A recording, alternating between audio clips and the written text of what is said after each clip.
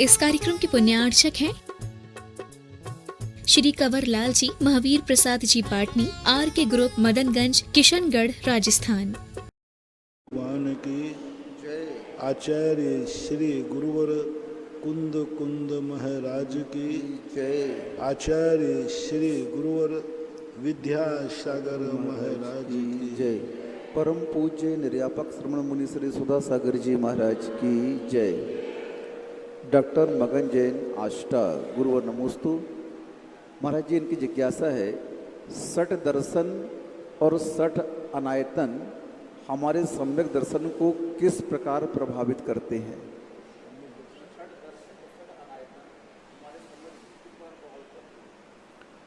सठ दर्शन जो है ये विचारों का एक संग्रह है। जैनागम में सठ दर्शन नाम की कोई चीज नहीं। ये तो लोगों ने लौकिक लोग होते हैं, वो एक बात को सिद्ध करने वाले लोगों को एक धारा में रख देते हैं कि परमार्थ की सिद्धि करने वाले 6 लोग हैं, और उसमें सम्यक मिथ्या का कोई भेद नहीं होता। इसलिए षड दर्शन एक अपने अपने विचार हैं। जैनागम के अनुसार षड आयतन और षड दर्शन, षड दर्शन एक विचार है और षड आयतन उन विचारों का एक आयतन है। जब तक व्यक्ति के विचार तक सीमित रहता है उसे दर्शन कहते हैं।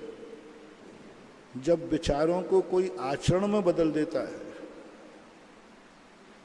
तो उसे आयतन या अनायतन कहते हैं। सम्यक विचारों को जो आचरण में बदल देता है उसे आयतन कहते हैं। मिथ्या विचारों को जो आचरण में बदल देता है उसे अनायतन कहते हैं। यानी फिर वो जो विचार हैं उनको आचरण में लाता है, गुरु बनता है, गुरु से भगवान बनता है, भगवान से मंदिर बनता है। खोटा गुरु, खोटा देव, खोटा शास्त्र। पहले विचार आया, विचार को आचरण में लिया, और जैसे ही आचरण में लिया तो गुरु बनेगा, और जो गुरु होगा वो किसी ना किसी शास्त्र का निर्माता होगा, और वो शास्त्र का निर्माता करने वाला किसी ना किसी को भगवान को मानेगा। खोटे विचारों की परिभाषा होती है, विचारों से चारित्र उत्पन्न होता है, चारित्र से गुरु उत्पन्न होता है, गुरु से भगवान की स्थापना होती है। और सम्यक में उल्टा होता है, पहले भगवान की स्थापना होती है, भगवान गुरु को स्थापित करते हैं, गुरु आचरण करता है, और फिर आचरण के अनुसार विचार होता है। समंतभद्र महाराज ने जब दर्शन की परिभाषा बनाई तो उन्होंने भगवान से शुरू की। तुम्हारा क्या विचार है, तुम क्या सोचते हो, ये नहीं कहा उन्होंने। तुम्हारा भगवान कैसा है, तुम कैसे हो, तुम्हारे आचार विचार कैसे, ये नहीं कहा। समंतभद्र महाराज रत्नकांत साहब का आचार्य में कहते हैं तुम्हारा भगवान कैसा है। रत्नकांत साहब का आचार्य की शुरुआत ही की है वहाँ से। ना तो वहाँ श्रावक का स्वरूप बताया, ना कुछ भी 6 द्रव्य 7 तत्वों को बताया। सबसे पहले उन्होंने कहा, हे श्रावक, तू अपनी तरफ मत देख कि तेरा क्या विचार है, क्या आचार है, तेरा भगवान कैसा है, तेरा गुरु कैसा है, तेरा शास्त्र कैसा है। ये 3 चीज सही सुन ले, सब कुछ सही हो जाएगा। समंतभद्र महाराज कहते हैं कि तुम्हारा चेहरा कैसा है, मैं ये नहीं पूछ रहा हूं, तुम्हारा दर्पण कैसा है। दर्पण यदि स्वच्छ है तो चेहरे की कालिमा की चिंता मत करो, एक दिन साफ हो जाएगी। और दर्पण ही काला है तो फिर चिंता मत करो, तुम कभी स्वच्छ नहीं हो सकते। तो सम्यक दर्शन भगवान से चलता है, मिथ्या दर्शन भक्त से भगवान की तरफ जाता है। ये होता है अनायतन में और आयतन में अंतर, ऐसा बात। निश्चय जैन बेंगलोर, गुरुवर नमोस्तु। महाराज जी, इनकी जिज्ञासा है कि जब समूह शरण में किन्हीं मुनिराजों को केवल ज्ञान की प्राप्ति हो जाती है तो क्या वहीं पर उनका शरीर 500 धनुष 5000 धनुष ऊपर हो जाता है? वो तो 500 धनुष ऊपर बैठे ही हैं। पृथ्वी तल से 500 धनुष जाना है। यदि समोषण में बैठे हुए होते तो समोषण ही 500 धनुष ऊपर है। बस वहीं सभा में बैठे बैठे वे 4 अंगुल ऊपर उठ जाएंगे बस, क्योंकि 500 धनुष तो है ही, ऐसा मानना चाहिए। महाराज जी, समूह शरण में बहुत सारे केवल ज्ञानी मुनिराज होते हैं, तो उनके केवल ज्ञान में और उनके केवल ज्ञान में कोई अंतर नहीं है? कोई अंतर नहीं। फिर भी महाराज जी वहाँ पर वो शांत कैसे रहते हो? ठाननी सेज बिहारा, कुंद भगवान ने कहा, वो आए नहीं है, एक नियोग बन गया, निकल रहे थे, समोषण मिल गया, बैठ गए अपने आप सहज। अभी कल ही प्रवचन सार के ग्रंथ में आया था ज्ञानाधिकार में कि भगवान का स्थान विहार रुकना सब सहज है। तीर्थंकर प्रकृति या अरहंत पद का जो पुण्य है, उस पुण्य के कारण से उनकी सहज प्रवृत्ति होती है। समोषण में ना तो उनको रुकने से कोई फायदा है ना कोई हानि है, सहज प्रवृत्ति होती है। इन्हीं का प्रश्न है महाराज जी कि पानी की मर्यादा 24 घंटे की होती है, तो फिर पानी को रात में त्याग करने के लिए क्यों कहा जाता है? जब उसकी 24 घंटे की मर्यादा है तो पी सकते हैं। पानी को त्याग करने के लिए इसलिए नहीं कि पानी शुद्ध नहीं है, वो तो 24 घंटे की मर्यादा है, लेकिन ऊपर से कीड़ा गिर जाए ये मर्यादा तो नहीं है। आपने छना हुआ पानी है, गर्म पानी है, उसमें कोई जीव नहीं है। अरे भाई बहुत अच्छा बात है। रात में इसलिए नहीं त्याग कराया जाता है कि रात में उस भोजन में जीव पड़ जाते हैं, पानी में जीव पड़ जाते हैं, दूध में जीव पड़ जाते हैं, नहीं पड़ते। वही पानी तो रात भर रखा है, सुबह पी सकते हो। पानी को पीते समय असंख्यात जीव जो रात्रि में उड़ते हैं वो उसमें गिर जाते हैं, और वो यदि मरण को प्राप्त हो गए तो तुम्हें तो मालूम है मेरा गर्म पानी है, छना हुआ पानी है, लेकिन असंख्यात जीव उसमें पड़ गए पीते पीते, उनका तो मांस भक्षण का दोष आ जाता है।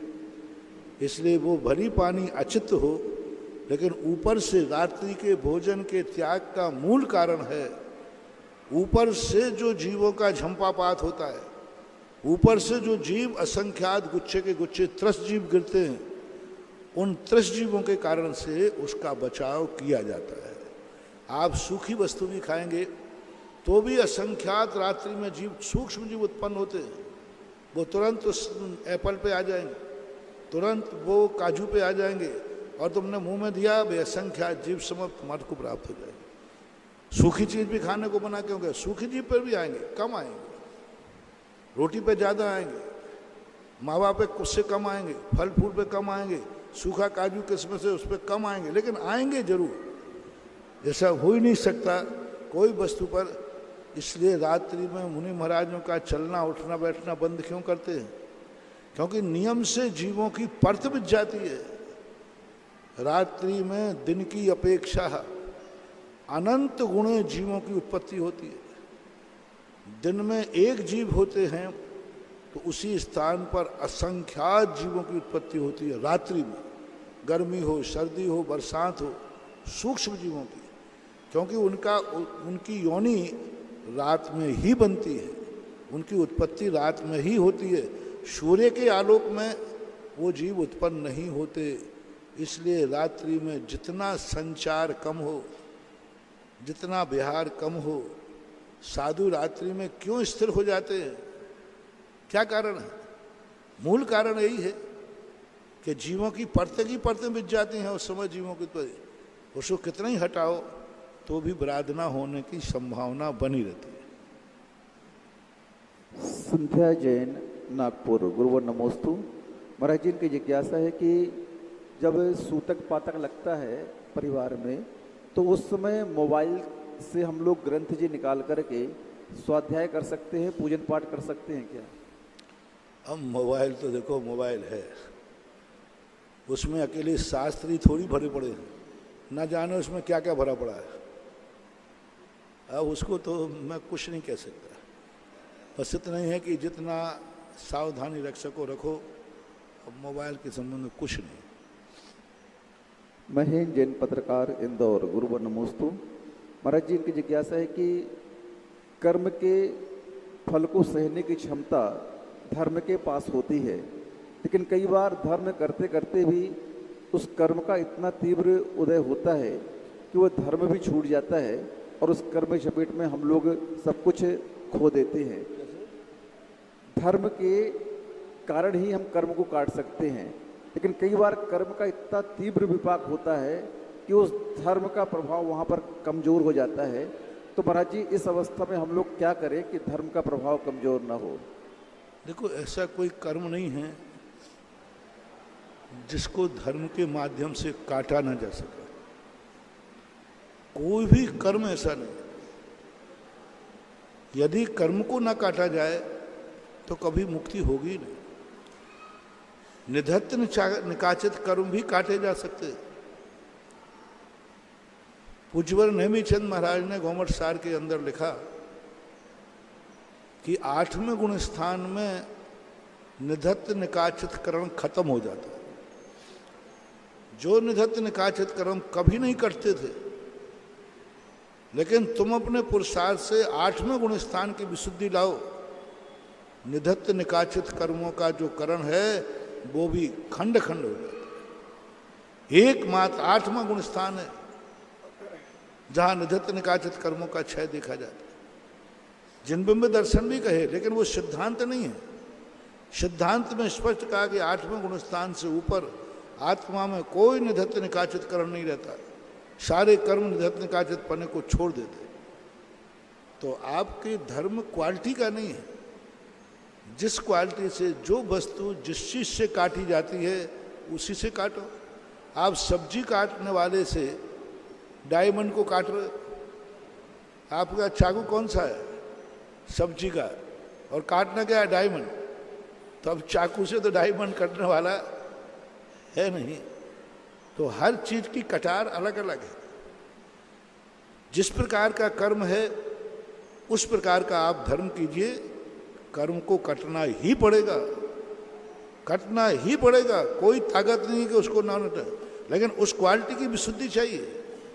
आपका धर्म जो है बहुत मौथलेपन को लिए हुए, आपका धर्म बहुत कम है और आपका अधर्म कर्म का उदय ज़्यादा है, इसलिए वो नहीं कर पाता।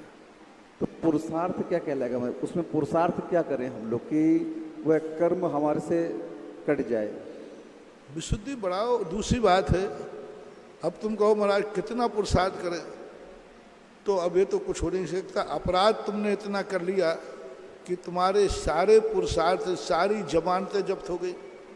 अग्रिम जमानत खत्म, जमानत भी खारिज, राष्ट्रपति याचिका भी खारिज। अब तुम कहो महाराज राष्ट्रपति याचिका खारिज हो गई, अब मैं क्या करूं? मरो, और क्या करना? अब क्या करना? मरो। वो तो जो किया है वो भोगना पड़ेगा। पुरुषार्थ की एक सीमा होती है। कृत्य करने के पहले पुरुषार्थ, यही तो सबसे अंतर है। पापी पाप करने के बाद बचने का पुरुषार्थ करता है और ज्ञानी पाप करने के पहले बचने का प्रयास करता है। पाप करने के पहले बचता है कि यदि ये पाप बंद हो गया तो मैं काटूंगा कैसे, यदि इस कार्य कर लिया जेल हो गया तो जमानत होगी कैसे, इसलिए वो पहले से भाग जाता है पाप से। और अज्ञानी व्यक्ति पाप करने के बाद कहता है कोई मेरी जमानत ले लो, कोई मुझे बचा लो। तो अब इसके बचाने का एक ही उपाय है कि क्षमतापूर्वक उस अपराध की सजा को काट लो। क्षमतापूर्वक जो तुमने दंड किया है, सारे पुरुषार्थ तुमने कर लिए, दवाई भी करा ली, माला भी फेर ली, भक्तांबर भी कर लिया, विशुद्धि भी कर ली, सब कर लिया, फिर भी तुम्हारी बीमारी दूर नहीं हो रही, फिर भी कष्ट दूर नहीं हो रहे। अब कोई उपाय नहीं है। अब तो एक ही उपाय है कि किया है सो उसको क्षमतापूर्वक भोगो। हमारे आचार्य जी ने जो 8 पंक्तियाँ लिखी इस संबंध में, जब हवा काम नहीं करती है तब दवा काम करती है, जब दवा काम नहीं करती है तो दुआ काम करती है, और जब दुआ काम नहीं करती है तो स्वयं भवा काम करती है। स्वयं भवा का अर्थ अब जैसा किया है वैसा वो दुआ, सारी दुआएं कर ली, सारे इलाज कर लिए, कर्म में ताकत होती है। अब तो यही है, क्षमता पूर्वक जैसा वो रख रहा है उसमें क्षमता भाव रखिए, यही। विभाव काला सूरत गुरुवर नमोस्तु। महाराज जी, इनकी जिज्ञासा है, जो 63 सलाखा पुरुष हैं तो उनके आगे सलाखा शब्द क्यों लिखा जाता है? सलाखा सला का अर्थ होता है ग्रुप, एक के बाद एक, क्रमबद्ध, माला को सलाका बोलते। ये 4 सलाकाएं हैं, 4 माचिस की काड़ी उठाओ, ये 4 सलाकाएं हैं, सरिया लगे हुए 4 सलाकाएं हैं। तो ये 63 सलाका पुरुष लिए कहते हैं। ये 63 श्रृंखलाएं हैं। ये नियम रूप से एक कोड़ा कोड़ी सागर वर्ष में इनकी उपस्थिति जरूर होती है, इसलिए उनको शलाका कह देते हैं। शिवरार्थी राजीव जैन अमरपाटन गुरुवर नमोस्तु। महाराज जी, इनकी जिज्ञासा है कि 700 में राजों के ऊपर उपसर्ग हुआ तो इनके ऐसे कौन से कर्म का उदय था कि प्रजा और राजा दोनों मौन थे? राजा और प्रजा दोनों मौन थे, ऐसे उपसर्ग के समय में वो क्यों नहीं बोले कुछ भी? बोल नहीं सकते, कानून दूसरे के हाथ में चला गया, वो सबको मरवा डालता। क्योंकि राजगद्दी में, राजा में है, एक न सेना किसी को नहीं देखती। सेना तो कहती है कि कमांडर का आदेश क्या है। एक सैनिक आके एक ऐसी स्थिति होती है कि सैनिक को कुछ भी नहीं दिखता, उसका बॉस क्या कह रहा है, कमांडर क्या कह रहा है। सैनिक राष्ट्रपति को अरेस्ट कर लेगा, उसको कोई मतलब नहीं तुम राष्ट्रपति हो प्रधानमंत्री, वो तो कहता मेरे कमांडर ने कहा है। सेना को सिखाया जाता है। तो वहां पर जो राजा था, कोई भी बोलता उसको तुरंत मरवा डालता, तुरंत जेल में बंदी बना देता। मजबूरी थी, वहाँ कोई उपाय नहीं था, सबका मरना निश्चित था। इसलिए सबने कहा कि अब 700 मुनिराज भी मरेंगे। और दूसरी बात ये और थी कि सारी प्रजा मरने को तैयार है, मुनिराज बच जाएं तो नहीं, मुनिराज भी मरेंगे और प्रजा भी मरेगी, दोनों का मरना निश्चित है। अब क्या करना चाहिए उस समय? जब दोनों का मरना निश्चित है तो दोनों को मरना चाहिए कि एक को बचना चाहिए? आपके चीज में 2 जीवों में से एक, दोनों मरेंगे और डॉक्टर ने कहा एक बच सकता है, तो दोनों को मरने देना चाहिए कि एक को बचाना चाहिए? है समझदारी यही है। तो वहां समझदारी, दोनों ही मरते हुआ। तो समझदारी ये हुई कि प्रजा ने कहा चलो दोनों का मरना निश्चित है, तो हम प्रजा बचते हैं, क्योंकि मुनिराज को तो ये बचने देगा नहीं। हाँ, वो ये कह देता कि मुनिराज को बचा लो या तुम 700 मरो, तो जनता सामने आ जाती कि हम 700 को मार डालो। लेकिन मुनिराज को तो मारेगा ही पक्का है, और जो इनके विरोध समर्थन में आवाज उठाएगा उसे भी मार डालेगा। इसलिए वहाँ चुप रहना ही न्याय संगत था, नीतिप्रद था। मयंक जैन बांसवाड़ा महावीर मार्बल गुरुवर नमोस्तु। महाराज जी, ये कह रहे हैं कि हम श्रावक लोग थोड़ी थोड़ी खुशी के अवसर ढूंढते रहते हैं, और थोड़ी थोड़ी खुशी के अवसर ढूंढते रहते हैं, तो उस अवसर को हम लोग अपने परिवार में मना करके खुश हो जाते हैं। जैसे जन्मदिन हो गया, शादी की सालगिरह हो गई, तो इस दिन श्रावक को क्या ऐसा कार्य करना चाहिए कि हम घर में खुशी भी बना सकें और कर्मों की निर्जरा भी कर सकें?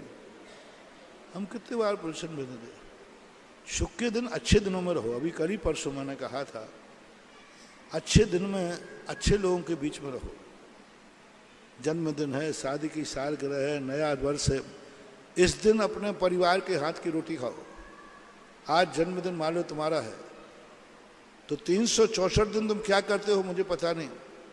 नियम ले लो, आज मेरा जन्मदिन है, माँ के हाथ की ही रोटी खाऊंगे, बाजार की नहीं खाऊं। उस दिन खा लिए, सगुन हो गया। आज शादी की सालगिरह है, हम घर में ही एक अपनी पत्नी के हाथ का भोजन करेंगे। हम होटलों में नहीं जाएंगे, पराये हाथ का भोजन नहीं करेंगे।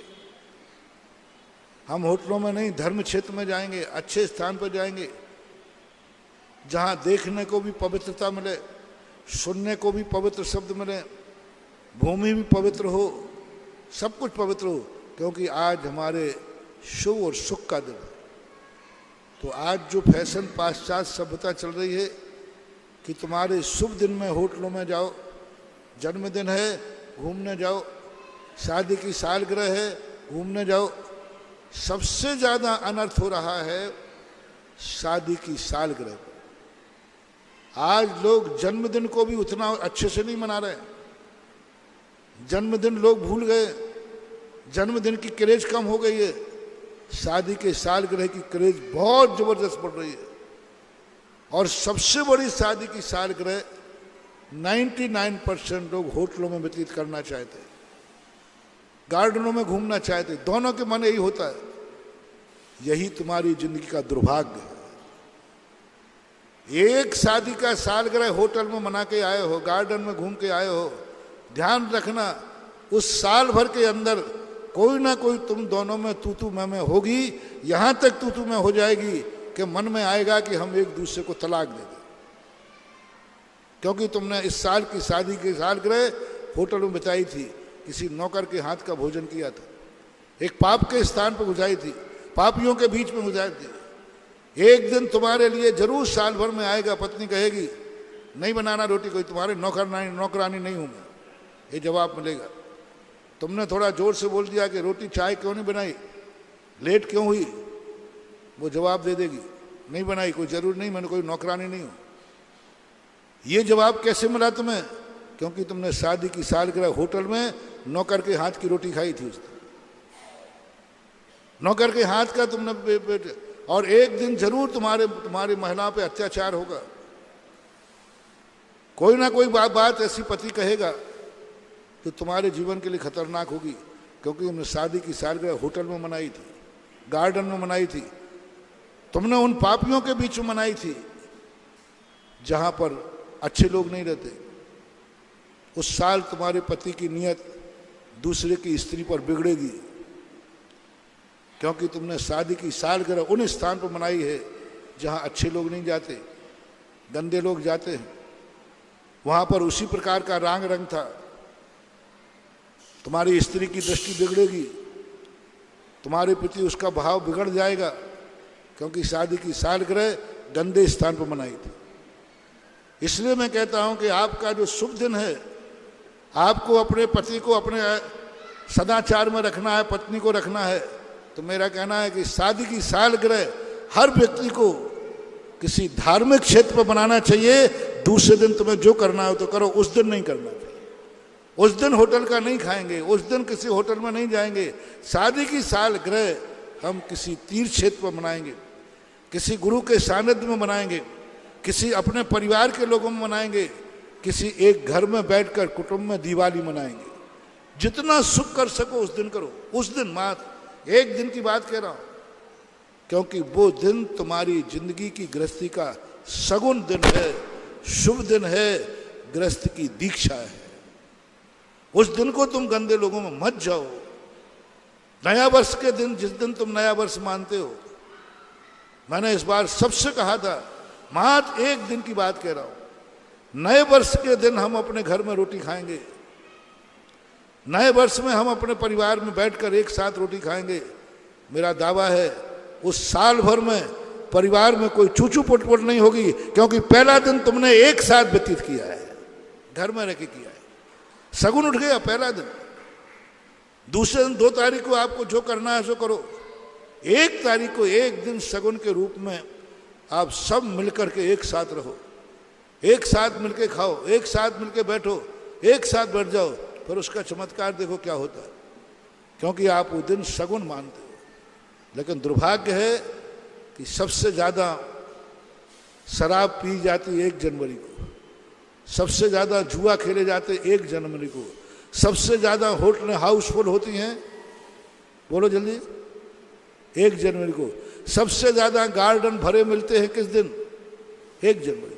यही तुम्हारी जिंदगी का अपशगुन है। इसलिए शुभ दिन, शगुन के दिन अच्छे स्थानों पर अच्छे लोगों के साथ व्यतीत करो, तो तुम्हारे जीवन में बहुत कुछ तुम अशुभ से बच सकते हो, अमंगल से बच सकते हो। राजेंद्र जैन मेरिट गुरुवर नमोस्तु। महाराज जी, इनकी जिज्ञासा है कि शुद्ध निश्चय नहीं अशुद्ध कैसे हो जाता है। शुद्ध निश्चय नहीं अशुद्ध कैसे हो जाता है। शुद्ध अशुद्ध कभी होता नहीं है। अशुद्ध निश्चय न है, तुम्हारी दृष्टि सोचने का तरीका है। ना कोई शुद्ध होता है ना कोई अशुद्ध होता है। जब हमारी दृष्टि जीव के पर नैमित्तिक पे चली जाती तो अशुद्ध हो जाता है। मग्गण गुण ठाणे ही 1400 हवंति तह शुद्ध नया बिन्नेया संसारी सभ्य शुद्धाऊ शुद्ध नया। जब हम जीव को मार्गणा की दृष्टि से देखते हैं तो अशुद्ध निश्चय न है। जब गुणस्थान की दृष्टि से देखते हैं तो अशुद्ध निश्चय न है। और उसी जीव को जब हम मार्गणा और गुणस्थान अतीत होकर देखते हैं तो शुद्ध निश्चय न है। न तो हमारी दृष्टिकोण है, वस्तु स्थिति नहीं। कैलाश चंद जैन, अलगधाम नगर, उज्जैन, गुरुवर नमोस्तु। महाराज जी का कहना है कि आजकल श्रावक अक्सर क्षेत्रों में जाकर के पिकनिक मनाते हैं। तो महाराज जी इन अक्षय और क्षेत्र सिद्ध क्षेत्रों में जाकर के हमें ऐसे परिणाम करने चाहिए, वहाँ पर कैसे परिणाम करने गलत चाहिए? बात। धर्म क्षेत्र पे गए हो तो धर्म के रूप में ही रहना चाहिए। वो भूमि, वह स्थान जिस रूप में आपके लिए विवक्षित किया गया है उसकी मर्यादा करना चाहिए। एक सीमा तक कम से कम इतने तो नहीं हो जाओ कि वहाँ शराब की बोतलें खोलने लग जाओ। पिकनिक का अर्थ है अभक्ष खाने लग जाओ, आलू प्याज खाने लग जाओ। कम से कम क्षेत्र की मर्यादा तो रखना ही चाहिए।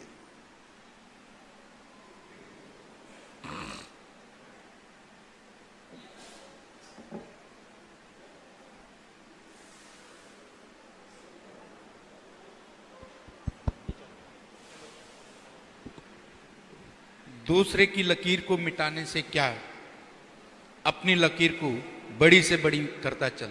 ऐसे शब्द मुनिश्री के देशना में हमें कई बार मिलते हैं।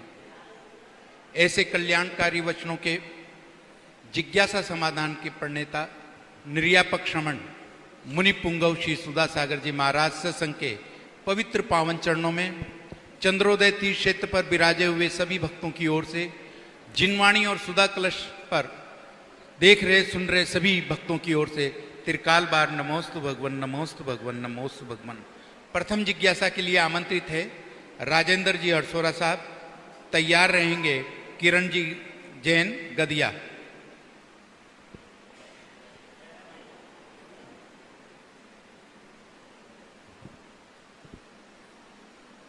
पूज्य गुरुवर के चरणों में मेरा और मेरे परिवार का बारंबार नमोस्तु नमोस्तु नमोस्तु।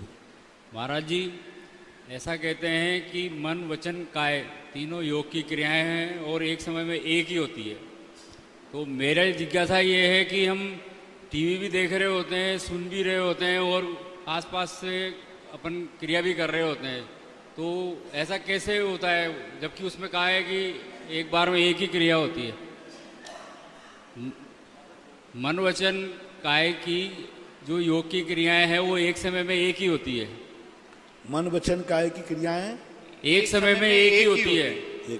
जबकि अपन क्या है कि टीवी देख रहे होते हैं तो देख भी रहे होते हैं, सुन भी रहे होते हैं और अपनी क्रिया भी कर रहे होते हैं कुछ न कुछ। मन वचन काय की जो क्रिया होती है वो एक समय में एक ही होती है, लेकिन इनका इतना सूक्ष्म परिणमन है, इतना सूक्ष्म परिणमन है कि हम पकड़ नहीं पाते कि उपयोग एक क्षण में। देखो मैं उंगली भी हिला रहा हूँ, बोल भी रहा हूँ, देख भी रहा हूँ, तो आपको लग रहा है कि ये तीनों कार्य एक समय में हो रहे हैं। नहीं, मेरा उपयोग इतना तीव्र है कि एक क्षण में यहाँ जा रहा है, एक क्षण में बोलने में जा रहा है, एक क्षण में आंखों में जा रहा है। तो उपयोग का जो कार्यकाल है, पूज्यवर वीरसेन स्वामी ने जय धवला जी के अंदर उपयोग का काल इतना सूक्ष्म है, इतना सूक्ष्म है कि उससे छोटा कोई काल होता ही नहीं। योग के काल से भी ज़्यादा सूक्ष्म काल योग का है और वो उपयोग के अनुसार ऐसी परिणति होती है। अपन लोग इंद्रिय और मन के आलम्बन के कारण से ऐसा दिखता है कि सब कार्य एक साथ हो रहा है, लेकिन इसमें एक साथ नहीं है। असंख्यात समयों का अंतराल होता है और असंख्यात समयों का पिंड भी हम पकड़ नहीं सकते। से 1 सेकंड में असंख्यात भाग करो, उससे भी सूक्ष्म होता है यह पर्ण। नमोस्तु महाराज जी, नमोस्तु। किरण जैन गदिया अजमेर तैयार रहेंगे। अशोक जी राकेश जैन अलवर।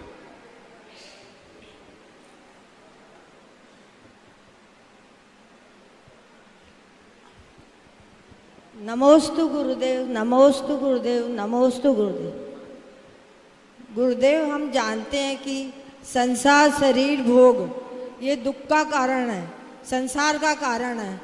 फिर भी हम महाराज जी, हम फिर भी कोशिश करते हैं, फिर भी हमारा मन उधर की तरफ वापस वापस आकर्षित होता है।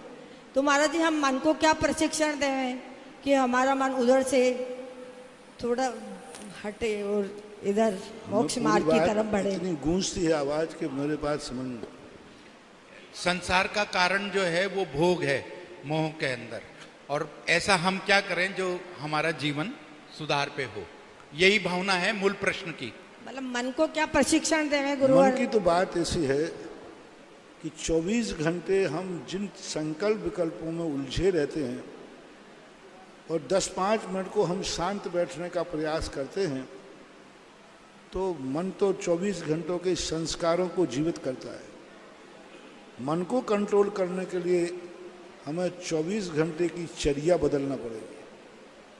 हम सुबह शाम से जिनके बीच में रहते हैं उनका प्रभाव मन पर पड़ता है। 24 घंटे जो हम सोचते हैं, विचारते हैं, उनका प्रभाव पड़ता है। हम 24 घंटे में तो थारी मारी में लगे रहते हैं और 5 मिनट के लिए माला फेरते हैं, तो मन तो वहीं जाएगा जो 24 घंटे मन को संस्कार दिया है। इसीलिए जैनाचार्यों ने कहा कि अपने मन को कंट्रोल करने के लिए 24 घंटे के वातावरण को बदलो। उनके बीच में मत रहो जो मन को बिगाड़ते हैं, उनके बीच में मत रहो जो क्रोध आदि भाव लाते हैं, उनके बीच में मत रहो जिनके मन में राग आदि भाव आते हैं, उनके बीच में मत रहो जो कि अशांति पैदा करते हैं। जितना ज़्यादा तुम उनके साथ बोलोगे, वार्तालाप करोगे, रहोगे, वही तुम्हारे जीवन में घटित होता जाता है। इसलिए सभी चीज़ें बदले बिना अकेले मन को बदलना बहुत कठिन है। कठिन ही नहीं, असंभव है। यदि इसको बदले बिना कल्याण हो जाता तो बड़े बड़े लोग, मुनि महाराज, घर छोड़कर वनवास नहीं जाते। घर को छोड़कर वनवास जाने की जरूरत ही नहीं थी, क्योंकि घर में ही मन को कंट्रोल कर लेते। लेकिन तीर्थंकरों के लिए भी, उनको भी सारे वातावरण में छोड़ करके नेमिनाथ को गिरनार जाना पड़ा, जंगलों में। तीर्थंकरों को जंगलों में जाके बैठना पड़ा, तब कहीं वो मन को कंट्रोल कर पाए। तुम लोग सारी दुनिया की प्रपंच में बैठे रहो और मन के कंट्रोल की बात करो, तो ये हो नहीं सकता। ऐसा हुआ नहीं, होगा नहीं। नमोस्तु गुरुदेव, नमोस्तु। अशोक जी राकेश जैन अलवर तैयार रहेंगे। रेखा जैन भोपाल। मेरे आराध्य गुरुवर को मेरे और मेरे परिवार का तिवार नमोस्तु नमोस्तु। महाराज जी, प्रत्येक काल में 24 तीर्थंकर ही क्यों हुए?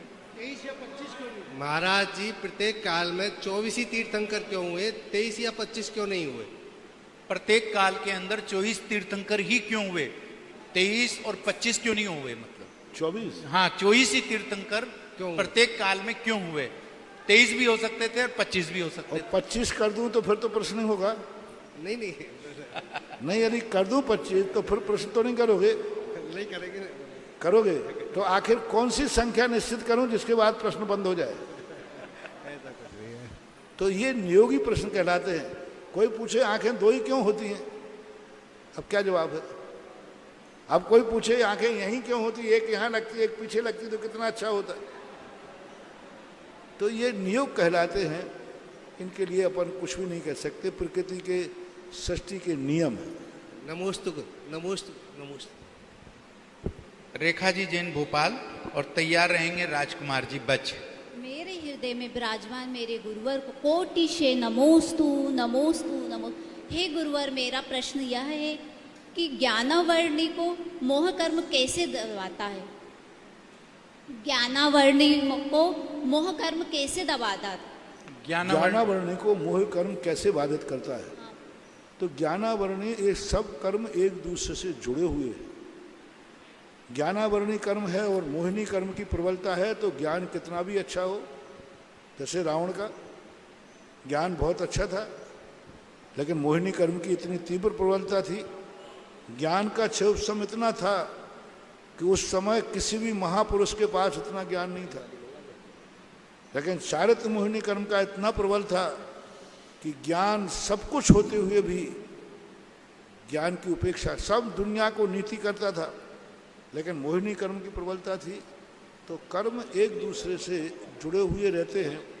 सभी कर्म की अनुकूलता हो। अभी प्रातः काल भी आज प्रवचन के इसी प्रकार की भूमिका का प्रवचन दे रहा था कि एक कर्म दूसरे कर्म को किस प्रकार से सहयोग करता है, विचार नहीं होता है। महाराज जी, पंच कल्याणक में जब केवल ज्ञान होता है तो भगवान को काजल लगाया जाता है, फिर उसको मुनिराज भी लगाते, आचार्य भगवान भी लगाते, तो उसका क्या? भगवान को केवल ज्ञान होता है, काजल लगाते, काजल। पंच कल्याण में आंखों में भगवान के काजल लगाया जाता है। कोई आगम नहीं है, ये श्रद्धा का विषय है। शास्त्रों में इसका कोई वर्णन नहीं है। एक श्रद्धा का अतिरेक जब जागता है तो ये श्रद्धा जाग जाती है, इसका कोटि महत्व नहीं है। कोटि से नमोस्तु नमोस्तु। राजकुमार जी बज और तैयार रहेंगे। शेखर जैन साहब नसीराबाद। परम पूज्य निर्यापक श्रमण गुरुदेव श्री सुधा सागर जी महाराज के पावन श्री चरणों में मैं और मेरे परिवार का शत शत कोटि कोटि नमन, कोटि कोटि वंदन। हे गुरुदेव, एक सामान्य सी जिज्ञासा है मेरी कि मंदिर जी में जो गुरुदेव श्रावक पूजा करते हैं और उसके बीच में जो द्रव्य छोड़ देते हैं थाली में, उसको दूसरा श्रावक काम में ले तो कोई निर्माल्य का दोष लगता है या ऐसा कुछ प्रक्रिया है, ले या नहीं ले, इस बारे में थोड़ा सा। अभी वो द्रव्य चढ़ाई हुई नहीं है। नहीं, थाली में से महाराज जी जिसने पूजा की और उसकी बची हुई द्रव्य, कोई बात नहीं, कर सकते। ये आपसे व्यवहार है, उसको फेंकने की अपेक्षा उपयोग कर लिया, कोई बात नहीं। दूसरे की द्रव्य का तुमने चढ़ा दिया, उपयोग कर लिया, तुम्हारी द्रव्य बच गई तो वो मंदिर में रख दो या फिर मंदिर में गुल्लक में डाल दो। हाँ महाराज जी, ऐसा कर लीजिए। नमोस्तु महाराज। शेखर जैन नसीराबाद और तैयार रहेंगे विद्युत प्रभा जैन खानपुर चांदखेड़ी। नमोस्तु महाराज जी। महाराज जी, आपके 2004 का एक प्रवचन सुना, उसमें आपने बताया कि अगर मुनि महाराज कहीं जा रहे हैं और कोई कसाई आके अगर उनको पूछे कि मेरी गाय किस तरफ गई है, तो गई तो पूर्व में होगी, लेकिन महाराज बोलेंगे कि पश्चिम में गई है। वो अपना जो सत्य की प्रतिज्ञा है ली हुई, उसको त्रियंश को बचाने के लिए उसको तोड़ देंगे। काय की प्रतिज्ञा? सत्य बोलने की। हाँ, सत्य वचन के लिए बात को तोड़ दिया मोती। पहली बात तो है तो महाराज जी मेरा प्रश्न ये है कि फिर राजा दशरथ अपनी प्रतिज्ञा क्यों नहीं तोड़ पाए? उन्होंने 14 वर्ष के लिए भगवान को वन में भेज दिया। इधर भीष्म पिता में महाभारत में द्रौपदी का चीर हरण देखते रहे। वे राजा थे, ये महाराजा है। राजा लोगों के मान कसाय साथ में रहती है। मान कसाय मैं कैसे बदल जाऊं, मेरी मान कसाय का क्या होगा? और दूसरी बात, एक शब्द तुमने जोड़ दिया, 2004 का कभी भी प्रवचन में दिया होगा, तो कसाई ने गाय पूछी, गाय यहाँ से गई है क्या? ये नहीं पूछा मेरी गाय गई है क्या। उसमें मेरी शब्द आपने लगा दिया अपनी तरफ से, मेरे शब्द नहीं लगाया। मेरी गाय को पूछेगा वो तो कभी ना कभी मार ही डालेगा। महाराज को ये मालूम नहीं कि इसकी गाय है, वो तो किसी गाय को मारने का भाव कर रहा है। तो महाराज उस समय, क्योंकि सत्यमपि विपदे, तो धर्म पे संकट आया हुआ, धर्म पे संकट नहीं था।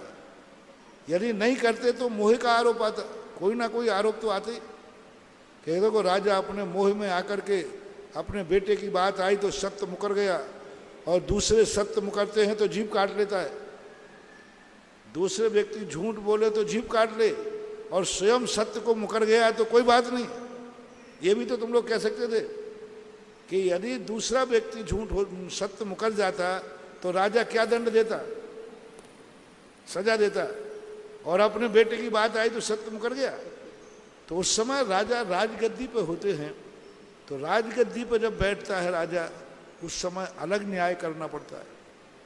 मुनिराज कोई राजगद्दी पर नहीं बैठे। मुनिराज कहीं ऐसा नहीं है कि किसी के लिए दूसरा दंड दे दें मुराद दूसरे से भी ये कहेंगे कि ऐसा यदि झूठ बोलना पड़े तो बोल सकते हो, लेकिन राजा ऐसा नहीं करेगा। तो ये राजनीति राष्ट्रीय व्यवस्था है और उस समय की परिस्थितियां क्या हैं, क्या परिस्थितियां मेरे इस प्रकार से नहीं करने पर राज्य में क्या बात हो जाएगा, क्या रूप बन जाएगा। रामचंद्र जी ने क्या सोचा, यदि मैंने इस समय थोड़ा सा भी, वो जानते थे कि सीता महान पवित्र है, लेकिन यदि मैंने ये किया तो जनता में अराजकता फैल जाएगी। अनेक यहाँ तो कुछ हुआ नहीं, वहाँ तो पता नहीं क्या क्या हो जाएगा। तो राजा कभी कभी अपने ऊपर संकट झेल लेता है प्रजा के संकट दूर करने के लिए। वहाँ जब अपन राजतंत्र की तरफ से सोचेंगे तो सब कुछ सही ठीक बैठता है। आज असीम भक्तामर विधान का पुण्य अर्जन किया है पारस वाले सावला परिवार रावत भाटा, उनकी दादी जी की स्मृति में, मनोहर बाई सावला की पुण्य स्मृति में आपने भक्तामर विधान का असीम कालीन का पुण्य अर्जन किया है 51,000 रुपये की राशि से देवादिदेव महाअतिशयकारी आदिनाथ भगवान के समक्ष। जो भी महानुभाव असीम कालीन भक्तामर विधान का पुण्य अर्जन करना चाहते हैं 51,000 रुपये की राशि से आप पुण्य अर्जन कर सकते हैं। साल में आप कोई भी एक तिथि को निश्चित कर सकते हैं। आपको यहाँ पर रहने की और 5 व्यक्तियों के भोजन की सुविधा भी प्रदान की जाएगी। और आज हमारे मुनिश्री के परम भक्त श्री ओम प्रकाश जी, दीपेश कुमार जी, संदीप जी, पुनीत चिरेश ठग परिवार आवा वालों ने मुनिश्री का पड़गान किया, पाद प्रक्षालन चौके में का पुण्य अर्जन किया। आपने इस क्षेत्र की ट्रस्ट की सदस्यता स्वीकार करने का भाव बनाया, पुण्य अर्जन किया। 1 कलश की राशि से आपने ये पुण्य अर्जन किया है। पधारे विद्युत प्रभा जैन, पधारे ओम जी भाई साहब, विद्युत प्रभा जी बोले। और तैयार रहेंगे हमारे महेश जी जैन भोपाल। चंद्रोदय तीर्थ क्षेत्र चांदखेड़ी को असीम ऊंचाइयां प्रदान करने वाले मुनिवर निर्यापक श्रमण मुनि श्री के परम पूज्य चरणों में मेरा बारंबार नमोस्तु नमोस्तु नमोस्तु। हे मुनि श्री, जब से आप यहाँ पधारे हैं, जब से यहाँ क्षेत्र का चारों ओर हम विकास कार्य देख रहे हैं और देख करके बड़ी प्रसन्नता होती है, गदगद मन हो जाता है और यह जानने को उत्सुक है कि आपने चांदखेड़ी की जो गुफा द्वार है उसको इतना विस्तृत रूप प्रदान करने का हमने कभी सोचा भी नहीं था कि इतना विस्तृत रूप उसको प्रदान होगा। और आपने ये कार्य करने के लिए आगे मतलब रास्ता दिखा रहे हैं। तो हमारी ये इच्छा है कि इसमें आपकी आगे क्या क्या होने वाला है, कृपया समाधान करने की कृपा करें। यदि मैं अपना भविष्य जानता होता ना तो ये बात मैं 2002 में घोषित कर देता। मुझे कुछ मालूम नहीं है किस समय मैं क्या करता हूँ, और ये सारी माया आदिनाथ भगवान की है। वो ही मेरे से जो कराते हैं वो मैं करता हूँ, मैं अपने मन से कुछ नहीं करता। आने के पहले भी मैंने नहीं सोचा था, यहाँ आने पर भी नहीं सोचा था, और जो सोचा वो कभी होता नहीं है, और जो नहीं सोचा है वो हो जाता है, हो रहा है। और अभी भी मैं नहीं कह सकता हूँ यहाँ और क्या क्या होने वाला है। भविष्य अतीत से बड़ा होता है, भविष्य अतीत से बड़ा होता है। अतीत में जो कुछ हो गया वो तो कुछ भी नहीं था, अब जो होने वाला है वो बहुत बड़ा होगा। जय हो जय हो जय हो गुरु। क्योंकि अतीत हमेशा छोटा होता है और भविष्य हमेशा अनंत होता है। देखते जाओ क्या क्या होने वाला है। और जहाँ अच्छे लोगों को खुशी होती है, आनंद होती है, सूर्य का जब उदय होता है तो सारे जगत में खुशियों की बहार होती है, जैसे आपने कहा। लेकिन कुछ उल्लू होते हैं जिनको सूर्य के उदय में थोड़ा सा ऐसा लगता है। और मैं समझता हूँ कि यह स्थितियाँ सारे जगत में बनती रहती। चांदखेड़ी को जो मैंने आते ही देखा था, मैंने भी नहीं सोचा था कि चांदखेड़ी इतनी अच्छी हो गई होगी, जितनी अच्छी आकर के मैंने देखा।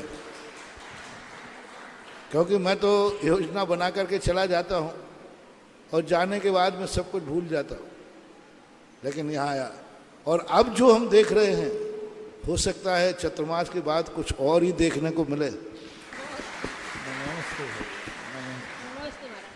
महेश जी जैन भोपाल और तैयार रहेंगी आशी जैन सिरोंज।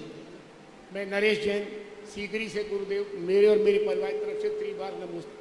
गुरुदेव, जब हम कर्म सिद्धांत पे विश्वास करते हैं जैन धर्म के अनुसार, तो हम मुहूर्त या शुभ घड़ी या शुभ दिन का इंतजार क्यों करते हैं? वो भी कर्मी सिद्धांत है। जो हमारे कर्म में जो लिखा कर्म है, सिद्धांतों को हेरा फेरी भी तो होती है। कर्म सिद्धांत का लोग समझ नहीं पा रहे हैं। जो कुछ भी दंड मिलेगा कर्म से ही मिलेगा, लेकिन कर्म दंड देगा ही ऐसा कोई नियम नहीं है।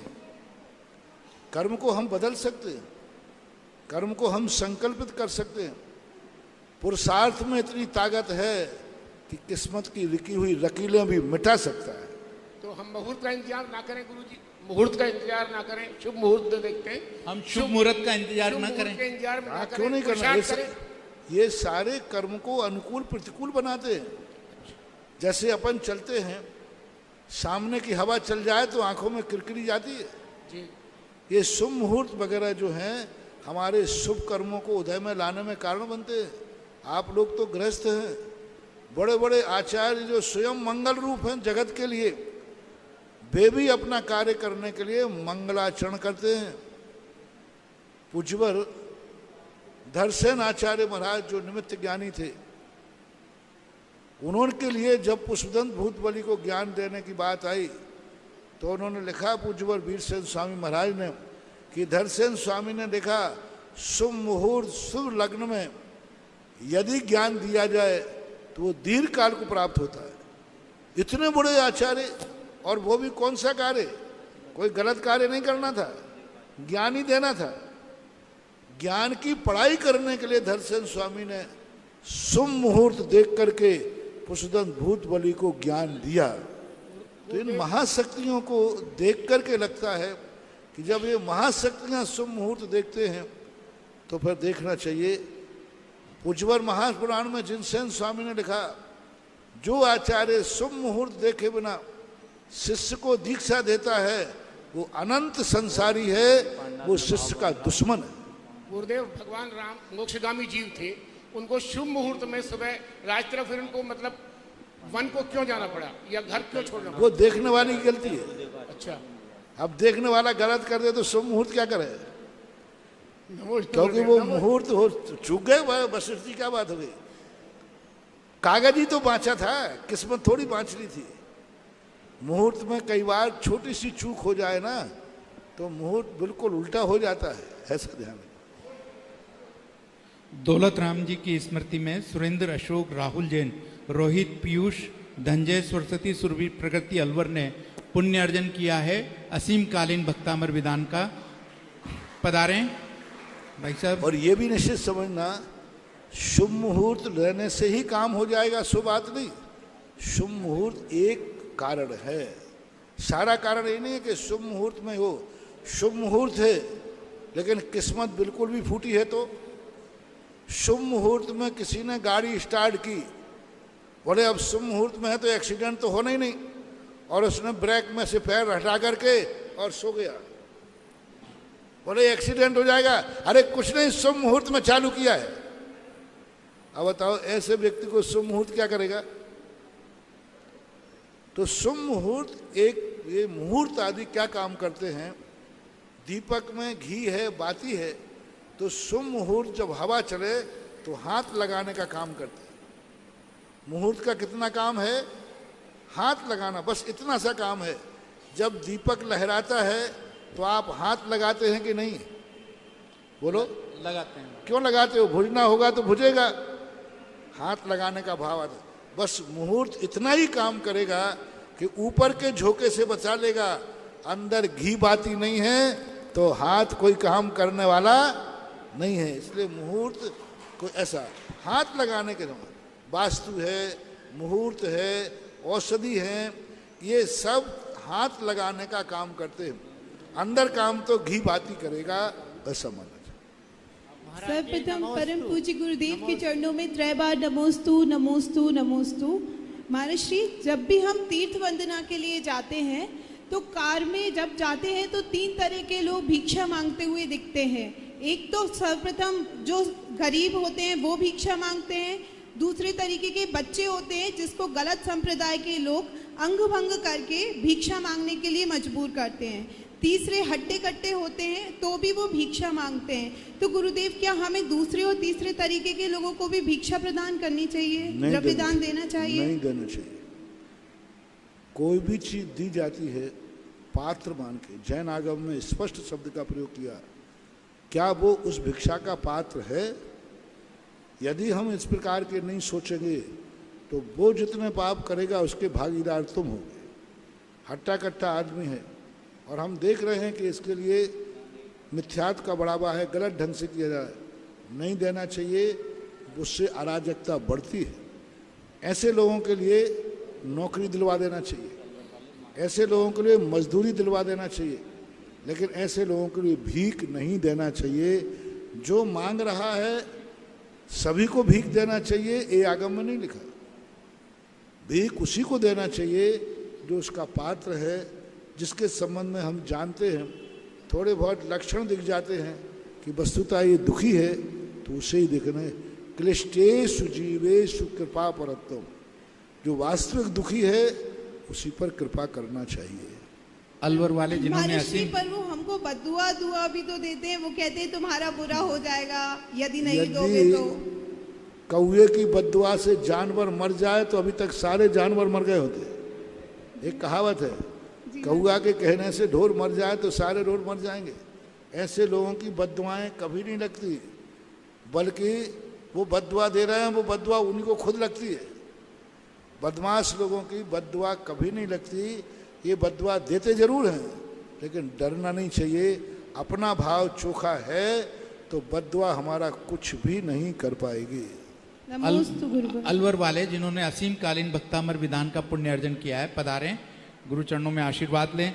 और इसी के साथ में किसी की भावना हो असीम कालीन भक्तामर विधान की पंडाल में विराजे हुए हमें सूचित करने का अनुरोध उनसे, पधारें।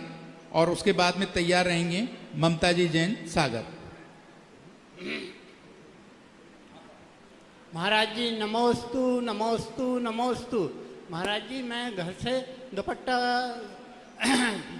धोती पहन के जाता हूँ, बीच में पंडित जी करके नमस्कार नमस्कार राम राम करते हैं, तो उनसे करना चाहिए या नहीं? कर लेना चाहिए, व्यवहार है, व्यवहार है। नमोस्तु महाराज, नमोस्तु। ममता जैन सागर आगे आ जाएं और तैयार रहेंगे वीरेंद्र जी जैन गुना, आगे की तरफ आ जाएं।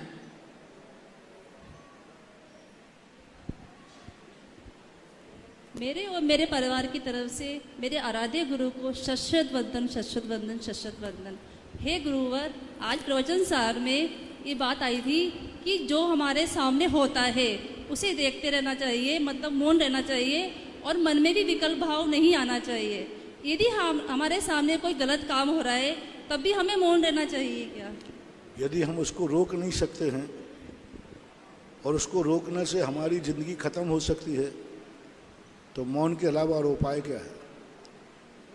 यदि हम रोक सकते हैं तो रोकें।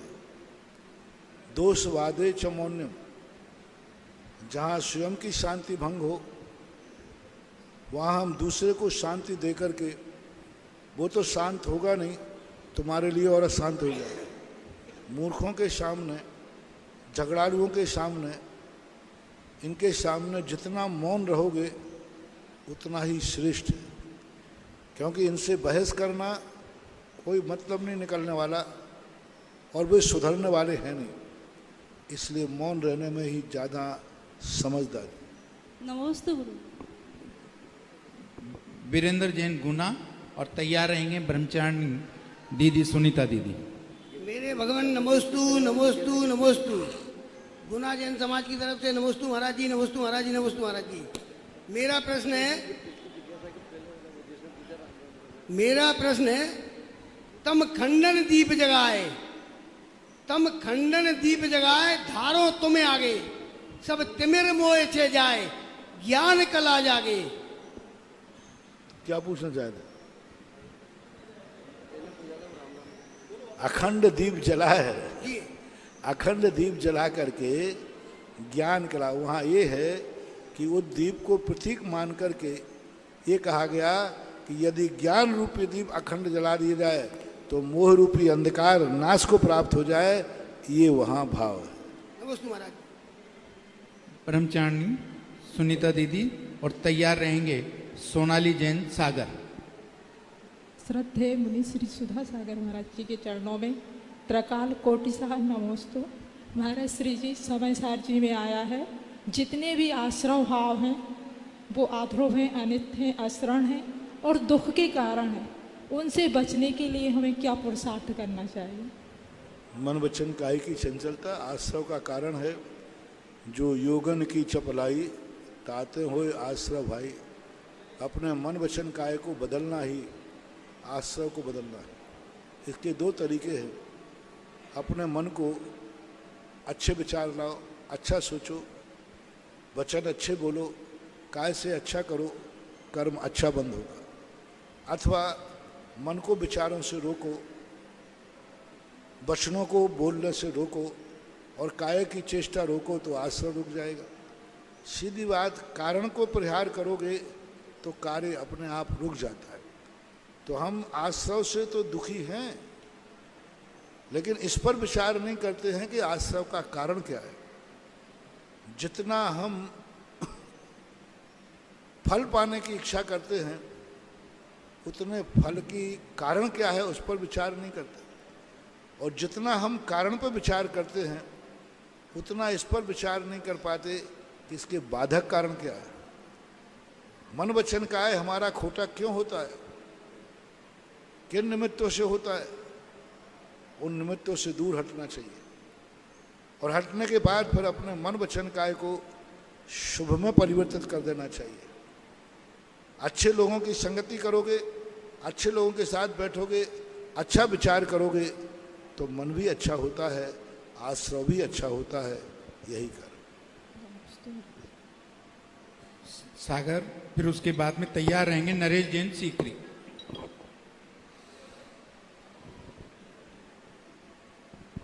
पूज्य गुरुदेव के चरणों में मेरा और मेरा परिवार का बारंबार नमोस्तु नमोस्तु नमोस्तु गुरुदेव।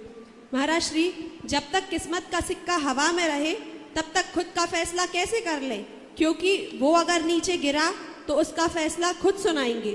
गुरुदेव, किस्मत की गति रोकने वाली अपनी नीति कैसी हो कि हमारी प्रगति कभी रुके ना? नीति कैसी हो और गति रुके नहीं? किस्मत की गति रोकने वाली अपनी नीति कैसी हो कि हमारी प्रगति कभी रुके ना? किस्मत की गति रोकने वाली नीति। हाँ महाराज। किस्मत की गति रोकने वाली नीति तो एक ही है कि जिस कारणों से किस्मत लिखी है, पहली बार किस्मत लिखी किसने? पहले उस किस्मत, जिस किस्मत से हम ऐसी नीति बनाई जाए कि किस्मत की गति हमें न रोक पाए, तो पहले तो ये बताएं किस्मत लिखी किसने, उस मुनीम को पता करो, फिर अपने सारे काम ठीक हो जाएंगे। यदि किस्मत लिखने वाला मिल जाए तो अपन ले दे करके अच्छी किस्मत लिखवा लेंगे, उसको ठोक पीट करके अच्छी किस्मत लिखवा लेंगे। लेकिन किस्मत लिखने वाले तो मैं स्वयं ही हूं ना। जब स्वयं ने ही किस्मत लिखी है तो स्वयं की लिखी हुई लकीरों को बदलने के लिए स्वयं को बदलना होगा। अंतिम जिज्ञासा के जिन लिए परिणामों से, जिन क्रियाओं से हमारी बुरी किस्मत लिखी गई है, उन क्रियाओं से हमें खुद को बदलना है। यदि खुद को बदल दोगे, किस्मत बदलना चालू हो जाएगी। और हम खुद को तो बदले नहीं और किस्मत को बदलने का प्रयास करें तो सिर से पहाड़ फोड़ने के समान निरर्थक ही है। अंतिम जिज्ञासा के लिए शांति सोगानी जी ब्यावर पधारें।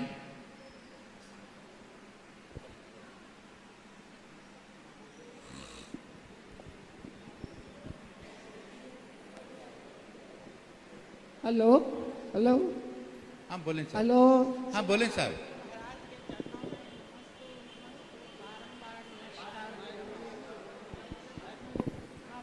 हेलो।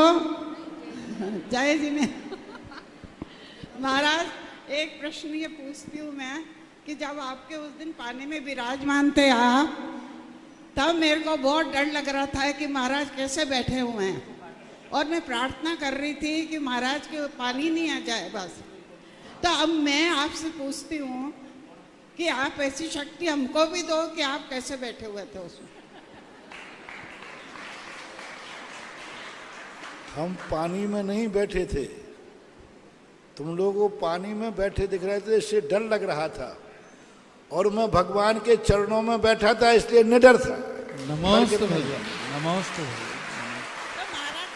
महाराज चरणों क्योंकि में मैं तो भगवान के चरणों में बैठा था, इसलिए मुझे तो कोई डर नहीं था।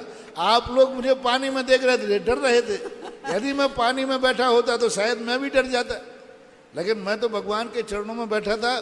ऐसी शांत मुद्रा, ऐसी एनर्जी उस समय मूर्ति के अंदर थी कि वो फीलिंग, वो अनुभूति, मैंने 50 बार भगवान के चरण छुए, लेकिन उस दिन जो चरणों की छूने की अनुभूति थी वो अनुपम थी, अलौकिक थी, बहुत अद्भुत, बहुत अद्भुत थी।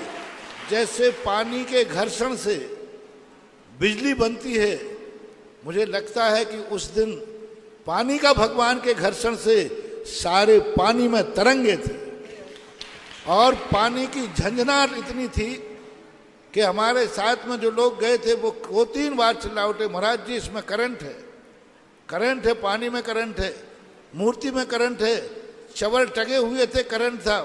ये लोग सब करंट करंट चिल्ला रहे थे। मैं हंस रहा था कि ये भगवान की तरंगों की ऊर्जा है। और महाराज आप हर चीज वहाँ चवल टगे थे, लोगों ने महाराज इनमें करंट है। मैंने हाथ जैसे ही लगाया, मैं समझ गया, मैं मुस्कुरा के घबराओ मत, लोग पानी में, महाराज पानी में करंट बह रहा है। और मैं वो झंझनाहट महसूस कर रहा था जो पानी भगवान से छू करके और सारी गुफा को तरंगित कर रहा था, एनर्जी दे रहा था। अब हर व्यक्ति उस तरंग को नहीं पकड़ पाता, तो मैं तो थोड़ी झंझनाहट हुई तो क्या तुमने तो एक ही देखा करंट है, और मुझे करंट की एहसास भी नहीं हुआ। उस दिन पूरी गुफा का जो वातावरण था बड़ा विशुद्ध वातावरण था, बड़ी एनर्जी से वो पानी, सारा का सारा पानी। इसलिए मैंने कहा था कि देखो कोई अशुद्ध कपड़ों में प्रवेश मत करना। और जब तक भगवान को पानी छू रहा था तब तक मैंने किसी को प्रवेश नहीं होने दिया। मैंने कहा आप पानी में प्रवेश करेंगे और पानी भगवान को छू रहा है, और उस समय आपका पानी ठीक नहीं होगा।